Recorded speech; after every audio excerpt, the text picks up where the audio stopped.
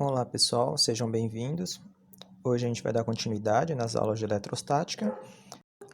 Bom, vamos entender primeiro, do que se trata a lei de Coulomb. Imagine o seguinte, eu tenho dois objetos ali com duas cargas elétricas. Eu tenho um objeto com 5 coulombs e eu tenho um objeto com 10 coulombs. E eles estão ali a 1 metro de distância. Como eles possuem carga, com positivas, os dois são positivos, então vai ter uma força entre eles, As cargas são iguais, então eles vão tentar se repelir, certo? Só que, será que não tem um valor, dessa força de repulsão entre essas duas cargas? A gente sabe que a força existe, só que ali o problema é assim, quanto que é o valor dessa força, Isso que o Coulomb se perguntou, será que tem como a gente descobrir? Será que tem como a gente medir essa força? Bom, dando continuidade, Coulomb também pensou numa outra coisa. Imaginem assim que esses mesmos objetos, eles estejam numa distância maior, Vocês acham que a força, de repulsão entre eles vai continuar a mesma? Mesmo a distância sendo maior? Bom, ele achou que não. Então ele considerou, que a distância ia influenciar nessa força. E agora, ele também pensou mais um caso. Imagina se a gente aumentar a carga elétrica daquele objeto. Se o objeto tem uma carga elétrica maior, será que a força de repulsão não vai ser maior também? Bom, essas foram as 3 situações aí que o Coulomb pensou.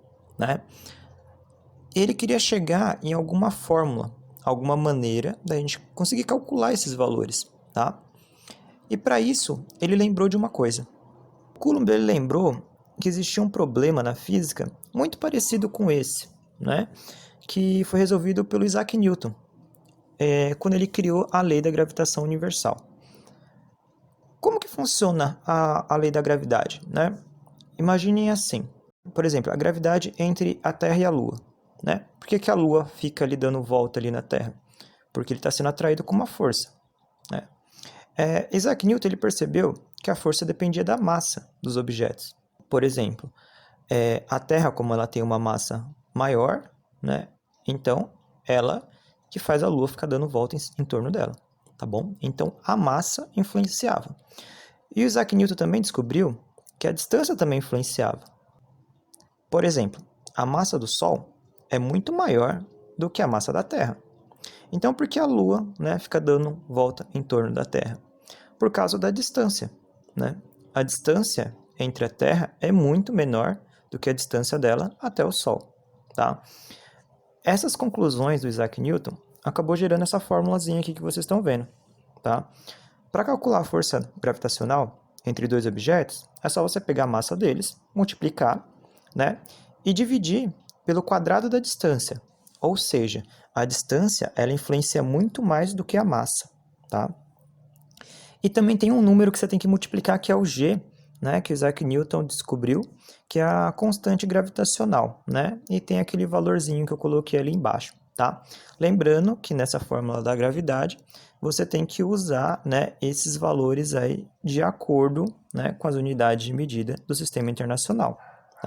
Ou seja, a massa tem que estar em quilo, e a distância tem que estar em metro. Beleza? E a força vai ser em newtons.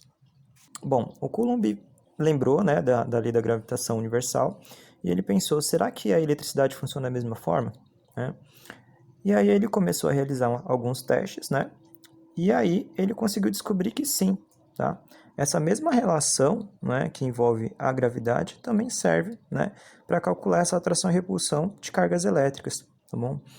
A única diferença entre os dois é assim, aquela fórmula do Isaac Newton, da gravidade, ela usa um G lá, que é a constante universal, e sempre você vai usar aquele valor, em qualquer objeto do nosso universo, Só que agora na lei de Coulomb, ele também descobriu uma constante ali, E aquela constante ali depende do lugar, do ambiente onde estão aquelas cargas elétricas. Você já deve ter percebido, que tem alguns ambientes que a eletricidade se propaga de uma maneira mais fácil. né, e outros mais complicados, tá? Então, aquele K, ele depende do lugar. Normalmente, a gente costuma usar o K do vácuo, né, que é aquele valor ali que eu marquei para vocês, beleza? Bom, vamos lá para os exemplos, vamos ver como é que anda a matemática da coisa. O primeiro exemplo, eu vou usar aquele mesmo, tá? Que eu comecei lá no vídeo, né? Eu tenho um objeto com uma carga de 5 coulombs, outro com 10 coulombs e uma distância de 1 metro. Bom, ali está a fórmula do Coulomb, né? A lei de Coulomb. Eu só troquei os valores ali, coloquei a constante, coloquei uma carga, coloquei outra carga e coloquei a distância. Depois ali eu fiz as contas, né? Eu fiz ali 5 vezes 10, né? 50. 1 ao quadrado, né? Lembrando que o quadrado é sempre o número vezes ele, então 1 vezes 1. Ali 9 vezes 50 dá 450. A parte ali da potência eu vou deixar igual, né? Vezes 10 elevado a 9. Qualquer número dividido por 1 dá ele mesmo, né? Então aqui no caso eu já até excluí o 1, tá bom? Bom, esse resultado, falando fisicamente, ele já está correto, tá? Então, esses dois objetos, com essa carga, com essa distância, né, a força entre eles vai ser exatamente isso, tá? 450 vezes 10 elevado a 9 newtons, né, que é força, tá? Só que, matematicamente falando, ele ainda não está completo, né? Porque é uma notação científica e existe uma regrinha notação científica, né? A notação científica, a ideia é assim, que aquele número que está multiplicando a potência de 10 ali, ele tem que ser um número entre 1 e 10, né? Ele não pode ser maior que 10. Então, ali 450 é maior que 10, tá? Então, a gente tem que converter, né? Como que a gente faz isso? Eu sempre penso assim, em colocar uma vírgula naquele número. 450. Se eu colocar uma vírgula entre o 5 e o 0, ele vai ficar 45. Aí também está maior que 10, também não me ajuda, né? Aí se eu colocar uma vírgula entre o 4 e 5, aí fica 4,5. Bom, 4,5 é menor que 10, né? Então dá. Aí eu coloquei ali 4,5, tá? O único problema é assim, que ele era 450, né? E ele virou 4,5, ou seja, eu andei com duas casas, né? Eu diminui 100 ali daquele número, né? Eu não posso simplesmente diminuir e acabou, né? Se eu diminuo de um lado, eu tenho que aumentar do outro, tá? Como eu dividi por 100, né? Eu tenho que aumentar 100 lá do outro lado, né? Ou seja, 10 elevado a 2, né? Se eu já tinha 10 elevado a 9, se eu vou colocar mais 2, né? Aí vai dar 10 elevado a 11, tá bom? Então, falando agora matematicamente, né, a resposta completa seria 4,5 vezes 10 elevado a 11 newtons, beleza? Esse foi o primeiro exemplo aí, um exemplo mais básico, tá? Vamos dar uma olhada no segundo. Bom, esse segundo exemplo aqui, ele é mais chatinho, falando matematicamente, né? Porque fisicamente todos, né, funcionam da mesma forma, tá? Mas agora, matematicamente falando, ele é um pouquinho mais complexo, por quê? Porque os valores estão todos em notação científica, tá? Então, eu tenho um objeto que tem uma carga de 3 vezes 10 a menos 5 coulomb. O segundo objeto é 5 vezes 10 a menos 6 coulomb. Ó, os dois são positivos, né? Então, a gente já sabe ali que vai ter uma repulsão entre eles, né? E uma distância de 15 centímetros. O problema é que, assim, como está em centímetro, a primeira coisa que a gente tem que fazer nesse exemplo é transformar em metros, né? Porque o centímetro não é uma unidade do sistema internacional. Bom, aqui eu fiz a conversão, tá? Eu mostrei aqui o passo a passo, né? 15 centímetros é igual a 0,15 metros, né? E ali eu quero transformar isso em notação científica. Eu vou ter que andar com a vírgula também, porque o número não pode, né? A notação científica ele tem que estar entre 1 e 10. Então, 0,15 ele está menor que 1. Passar essa vírgula mais uma para frente. Colocando a vírgula entre 1 e 5, fica 1,5, que já é maior que 1, tá? Só que o problema é assim, eu inventei aquele 10, né? Eu coloquei 10 a mais ali. Se eu coloquei 10 a mais, eu tenho que tirar 10 a mais, né? Da notação científica ali, da potência de 10. Como 0,15 nem tinha uma potência de 10, ele vai ficar devendo 1, tá? Então, por isso que ficou ali, ó, 1,5 vezes 10 a menos 1. Tá bom? Isso eu só fiz a conversão de centímetros para metros. Bom, dando continuidade aqui na fórmula, né? A fórmula é a mesma. Aí eu peguei ali os valores da constante, né? Coloquei ali os valores da carga e embaixo a distância ao quadrado.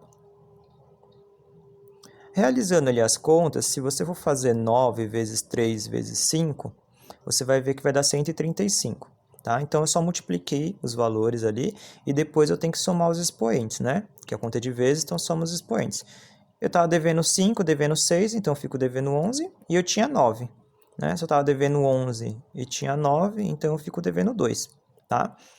E na parte de baixo é ao quadrado, né? Então, 1,5 ao quadrado é 1,5 vezes 1,5, né? Que dá 2,25. E ali, menos 1 elevado ao quadrado, como a gente faz aquela base, né? Elevado ao quadrado? É só você fazer vezes. 2 vezes menos 1 dá menos 2, tá bom? Bom, agora o que você tem que fazer? Você tem que fazer essa divisão aí, né? Quanto que é 135 dividido por 2,25? Aqui eu coloquei a conta, né, do lado aqui o passo a passo, tá? Primeira coisa que eu faço é igualar as casas. Aí eu tive que colocar duas casas decimais ali no 135.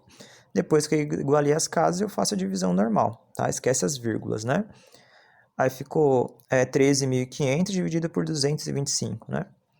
6 vezes ali aquele 225, 6 vezes 5 dá 30, 6 vezes 2 dá 12, mais 3 que subiu dá 15, e 6 vezes 2, 12, mais 1, 13, né? E aí deu 1.350. Bom, eu fiz ali a conta, vai dar zero, né? Só que ficou sobrando um zero, tá vendo? Quando fica sobrando um zero ali e embaixo não tem resto, né? Não tem nada ali, sobrou zero, aí eu passo aquele zero direto para a chave, tá? Então ali ficou 60, tá bom? Bom, então nesse segundo exemplo, né? A força, né, entre essas duas cargas elétricas é de 60 newtons, beleza? Bom, espero que vocês tenham entendido, né? Qualquer dúvida é só vocês falarem. Dê uma praticada com os exercícios e até a próxima.